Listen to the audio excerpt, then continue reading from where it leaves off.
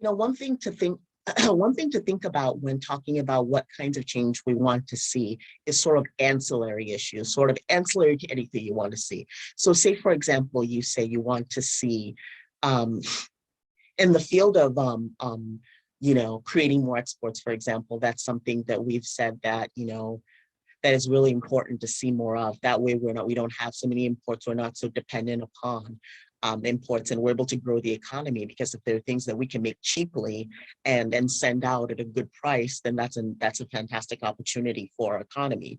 And because we have a lot of brilliant people, we have resources, there definitely seems to be like there's a dearth in us being able to really invest energy in doing that. And maybe there's certain finished products that that we don't have, but I think that there's a lot that we do have. Anyway, something the policies surrounding that, the kind of the sort of policies that manage that are things to keep in mind, because along with just sort of the along with the leveraging of these, the sort of setting up these factories and setting up these industries is going to come along, certain things to consider. Sort of we need to come up with rules and policies regarding sort of disposal of waste, for example. If we're trying to fix make, say, for example, in any industry, be it the textile industry, be it whatever kind of industry, is going to have waste disposal that's going to be a part of what's going on. So we would have to take the, we would have to take the rules of all that in consideration in sort of part of the implementation process. I guess what I'm saying is kind of like, the implementation of and the sort of growth of anything that we see as desirable has to come along with all sorts of like all the ancillary considerations too, because it's gonna, the sort of byproducts that's gonna create.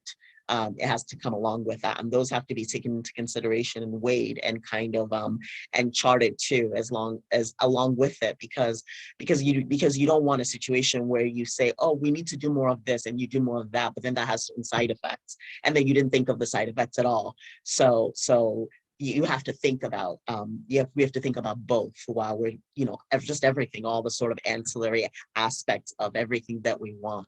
And that's part of the reason why it's really great to have like, a multiplicity of minds on board, because if somebody says, oh, this is desirable and that is clear and that is obvious, then, and they can also bring up, oh, okay, so, well, how do we deal with this aspect of it or that aspect of it? And then experts who have, in those areas and in managing those aspects can come on board and contribute their stance on that, and or the sort of best practices advice. They can contribute their best practices advice on that. So those are the things to consider for us in terms of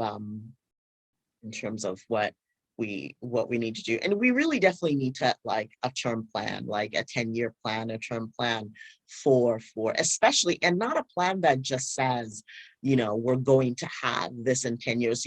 This is what I mean when I mean ancillary issues. So like a 10-year plan that takes into consideration what the population will actually look like in 10 years.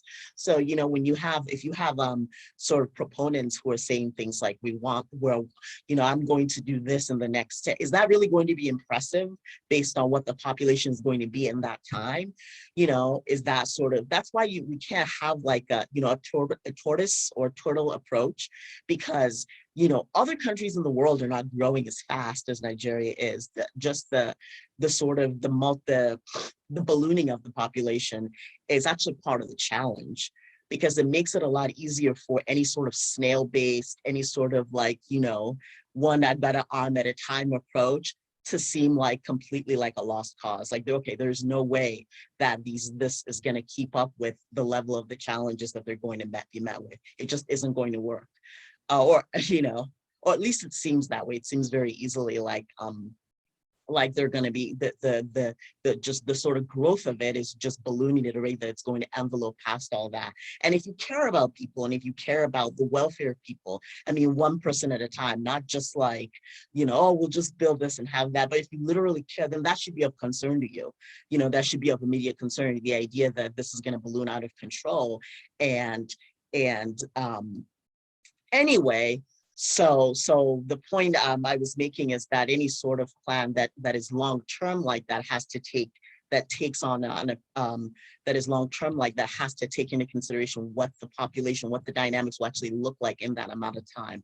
What are the expectations going to be in terms of just in terms of what we'll be faced with? How bad is the climate issue going to be at that point? How bad is this going to be? Because that's the reality of whether or not your plan will be successful or not. It cannot just be something that is said for the purpose of being elected or the purpose of sounding good. It has to be something that generally is really thinking, okay, well, we have a plan here that in 10 years we're going to have, you know, these kinds of mechanisms in place, or this you know, this kind of management template or whatever.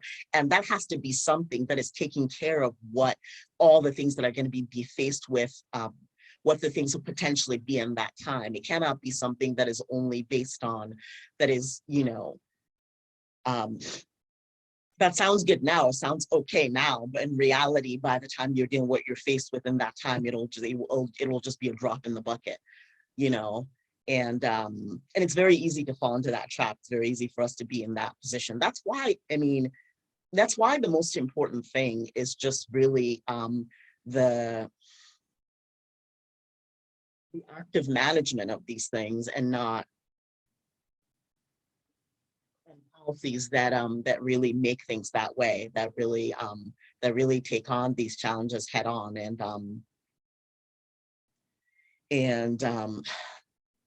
look at best practices and put it to play. And another thing is, while you're campaigning, I want to hear some of what your best practices ideas are, because this is part of what is going to make people qualify for ministerial roles or for whatever. What are these best practices ideas? I don't like people who are campaigning on really vague notions. Oh, we're going to look at this and this and this and that.